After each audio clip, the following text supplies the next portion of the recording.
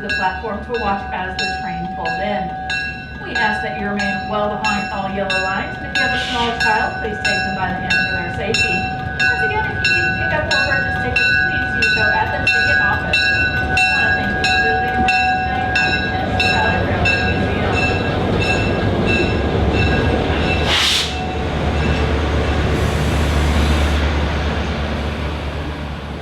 Welcome to Chattanooga, Tennessee. It's January 18th, 2020, and we're at Grand Junction, where the Tennessee Valley Railroad Museum's Missionary Ridge Local is inbound from a morning excursion. The Tennessee Valley Railroad Museum is a nonprofit organization dedicated to educating the public about railroad history in the United States. The museum was incorporated in 1961 and operates a variety of passenger excursions, both long and short distance, and has a large collection of both steam and vintage diesel-electric locomotives. In addition, TVRM also operates 3 freight railroads and another excursion train out of Etowah, Tennessee. Today, we're riding the Missionary Ridge Local to East Chattanooga Station and back, about a 6-mile round trip. Pulling the train today is none other than former Southern Railway High Hood GP30 number 2594, which was recently returned to service after some much-needed maintenance. The locomotive is actually owned by the Southeastern Railway Museum of Duluth, Georgia, and is on a long-term lease to TVRM.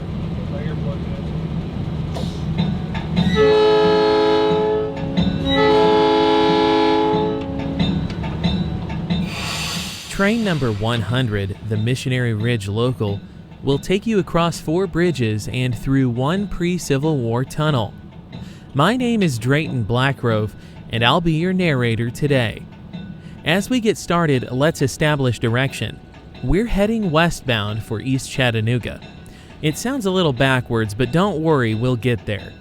Today's crew consists of Tyler Chipman, Shane Rominger, Jonathan Shields, and Super Dave Johnston, who are all longtime members of TVRM. Below us to the left, you can see what appears to be a gravel driveway. That is, in fact, the original 1859 right-of-way constructed by the East Tennessee and Georgia Railroad. When built, the ET&G connected Knoxville, Tennessee with Dalton, Georgia.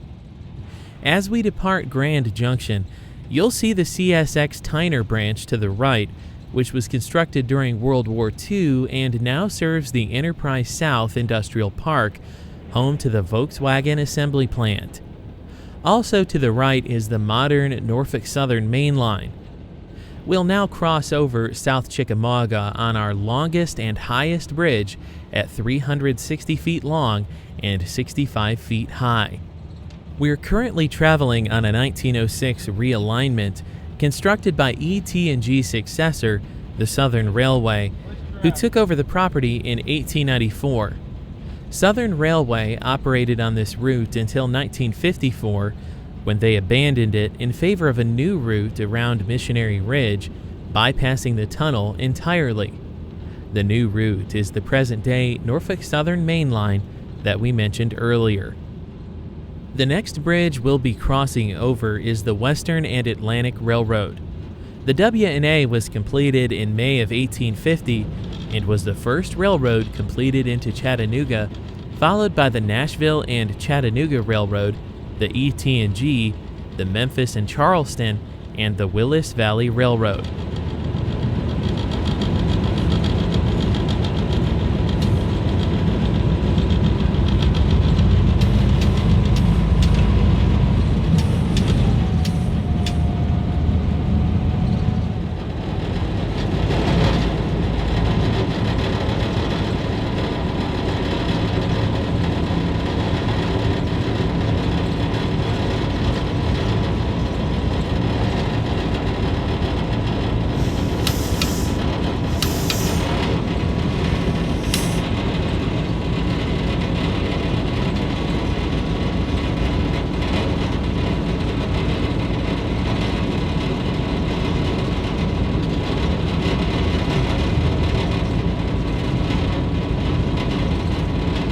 From the ground, we captured the train from the Tunnel Boulevard Bridge. This bridge replaced a tunnel that was once located under the railroad at this location. When the Southern Railway abandoned these rails in 1954, the city of Chattanooga daylighted the tunnel, leaving a large gap that was replaced by this bridge in 1977. Today, Chattanooga now has a tunnel boulevard without a tunnel. When built, this bridge was designed to accommodate an additional 2 lanes of traffic underneath, per orders of city engineers. 50 years later, Tunnel Boulevard is still just a 2-lane road.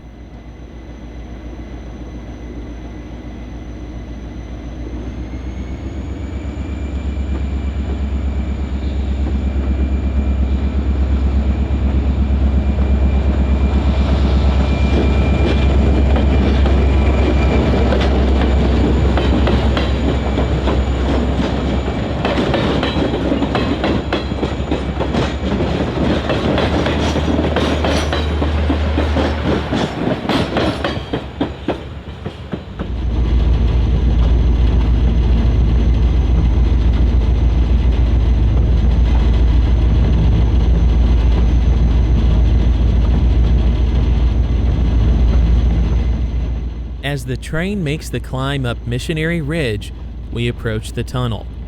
This tunnel was dug between 1856 and 1858, even collapsing twice during construction. As we enter the tunnel, note that there are only 10 to 15 inches of clearance on either side of the train. The interior of the tunnel is lined with stacked stone, naturally carved rock, and handmade bricks stacked 11 feet thick in places. It was chiseled out of this ridge entirely by hand, using drills, picks, and shovels. No blasting was done at this construction site for multiple reasons. First off, black powder was rendered useless due to an underground spring located at this site. Dynamite wasn't invented yet, and engineers believed that the spring had eroded the stratified limestone that makes up Missionary Ridge to the point where the blasting might cause a complete cave-in. The portals of the tunnel are shaped like an upside-down horseshoe, and it's one of only a handful still used today by railroads in the state. The tunnel was dedicated on August 5, 1859, as Whiteside Tunnel, named so after Colonel James Whiteside.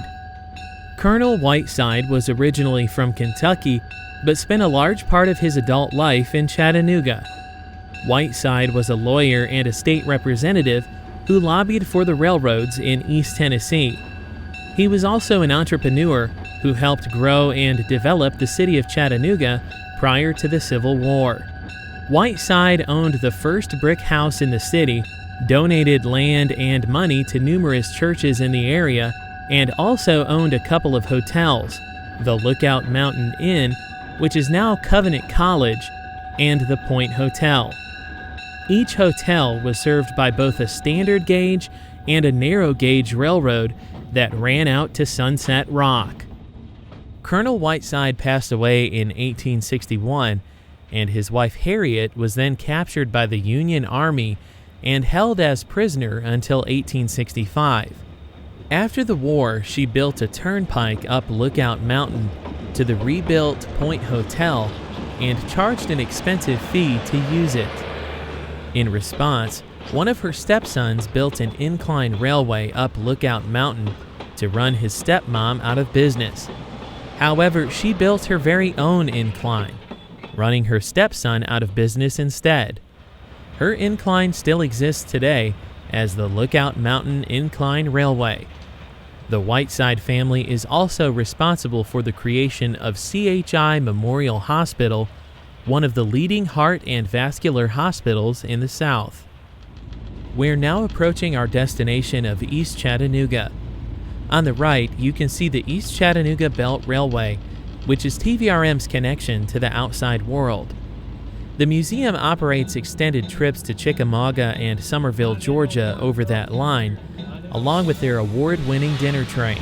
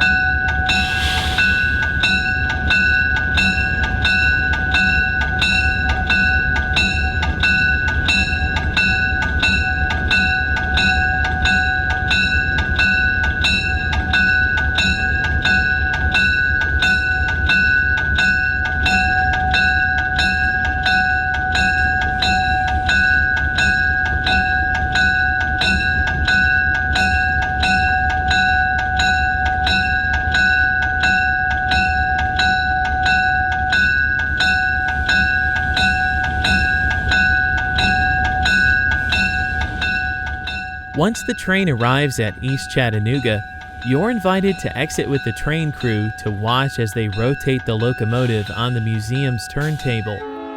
Afterwards, you're also invited to take a tour of the museum's repair and restoration shops. The 1916 vintage turntable was originally hand-powered and once served the Central of Georgia Railroad in Macon. It was later relocated to Cedartown, Georgia, before being moved again to TVRM upon its donation. Today, it's powered by a 25-horsepower electric motor. However, the engineer still has to balance the locomotive over a 6-foot diameter ball bearing in the center of the table before turning is possible. Jonathan Shields is today's onboard historian. At East Chattanooga, while the locomotive is being turned around, he gives a brief presentation on the history of the locomotive and the turntable itself. It's strange sounding when you hear the examples I'll give you to maybe paint a picture in your mind of the weight, the amount of weight, combining those two. This is for the kids, all right? I'm going to ask you a question. What's the first dinosaur that comes to your mind when I say name a dinosaur? What do you think? I thought I heard somebody say T-Rex. Is that a good dinosaur? You like the T-Rex? T-Rex, scientists would say, weighed about 9 tons. We're talking about 200 tons. That's a lot of T-Rexes, right, out here. Think about an average school bus that would weigh about 13 tons, your average built school bus. Now think about how many school buses you'd have to have out here to equal that amount of weight. Think about all of those. You see, steam locomotives used exclusively when railroads were first established, and the turntable was in fact established to be used in conjunction with the steam locomotive. Using these tables, steam locomotives were not meant or built or designed to run long distances backward. All right, 2594 coming onto the table right now. Now, the most important thing is if you have a table that is not motorized, and of course early on they were not. We have 25 horsepower to do the same thing that you would otherwise have to do, turning it by hand. I'll need about 3 or 4 of you to help me just in case we have a problem with the motor. The fact remains is it's not impossible, even though it may sound like it at first, as long as you get the weight of your locomotive balanced on the turntable. That's also going to be, the balance point is going to be determined upon the weight and of course what locomotive you're using. You watch the very far end of the table here drop down ever so slightly. There it goes, and we begin. Ladies and gentlemen, 2594 is known as a GP30 or Jeep 30 in railroad slang terminology. This is known as a hood unit. All right, what you'll understand is, generally speaking, this type of locomotive was used in tandem, coupled to several other locomotives like it, giving it greater pulling power. This has about 2,000 horsepower. And this allows, this design, a little different than you would think about a traditional locomotive, especially in terms of a diesel locomotive. You think about that clearance, that chop nose. You think about this being a high hood, as some would refer to it as. If you were to operate this on like, such as the excursions to Chickamauga, it's called the Chickamauga turn, all right? But there's no turning there. As far as the actual, there's no turntable, there's no Y located in Chickamauga. So essentially what we have to use is a locomotive like this, or perhaps 710 or 5044. Those are all hood units. Visibility-wise, what we have to do is we have to uncouple, take the locomotive down, switch it back over to an adjacent rail, run it around past the coaches to the other end, switch back and recouple. So you can see this class, this body style locomotive allows us to do that visibility and safety wise. Wheelchair, okay? And this allows us to do that. You see these walkways on both sides, narrow throughout the body. If we're running it onto the table like we did a few moments ago, we'll be running a cab forward. Right, if you ever run in the opposite direction, you run it longer. We're going to line the turntable up with track 2. Coaches are sitting there on track 1.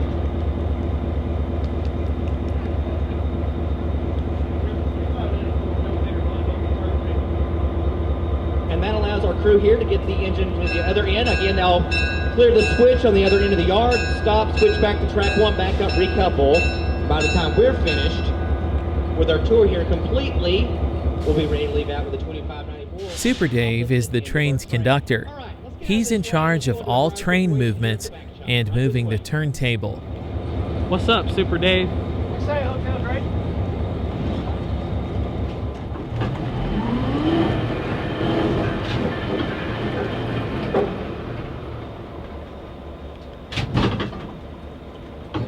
Looks pretty good. Super Dave, what's your favorite part about the Missionary Ridge Local? Everything. That's right.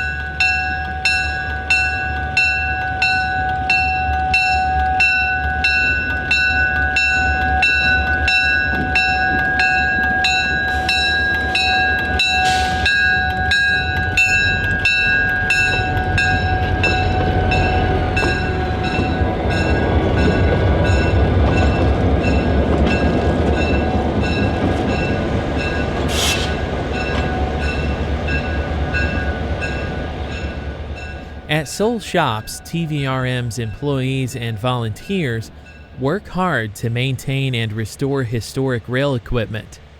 Steam locomotives 4501 and 630 were receiving seasonal maintenance during our visit, with the steam season beginning later in the spring.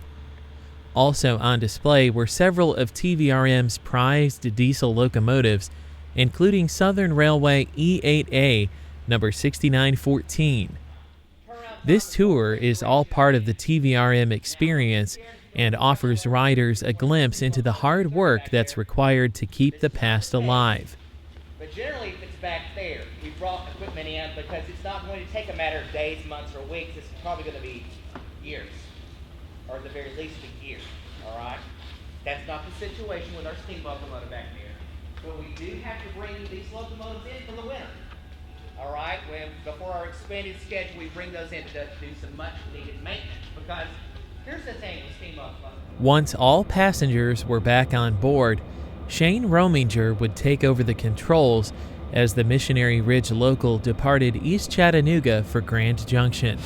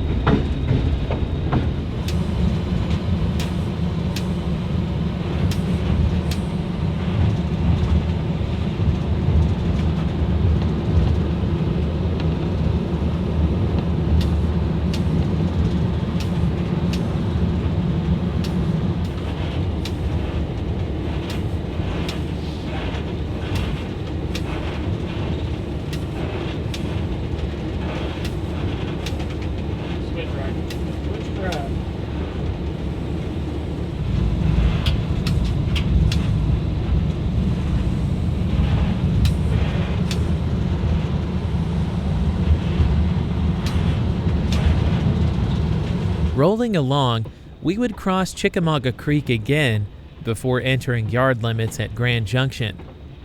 Though it was a cold and dreary day, it didn't dampen our spirits. It's always a thrill to see a classic locomotive in action, rain or shine.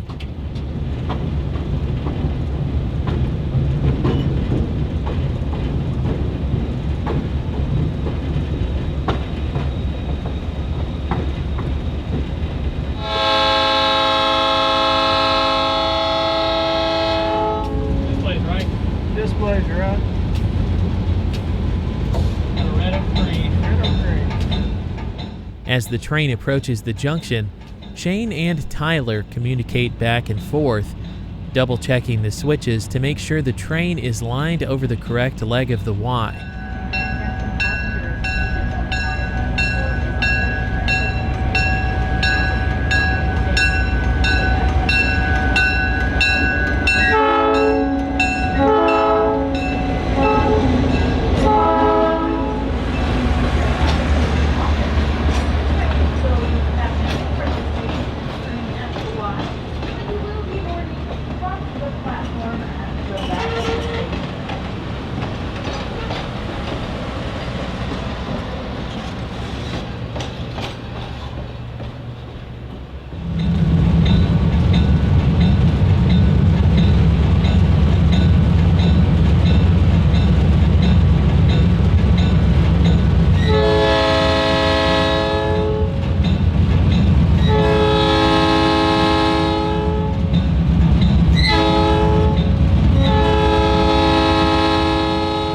With our train back at Grand Junction, Super Dave will guard the shove move around the Y. The train will then arrive at the museum platform for debarkation and will wait to board the next trip's passengers for yet another exciting journey over Missionary Ridge. We'd like to thank our friends at the Tennessee Valley Railroad Museum for having us along. Without their help, this video would not have been possible. We appreciate the museum staff and volunteers who work hard to keep the railroad alive. Thank you for watching Delay in Block Productions. Until next time, happy railroading. 100, I'm on the point, riding, protecting the shove into the east leg. We're lined for that easternmost leg with a green dwarf. Clear for 2 cars.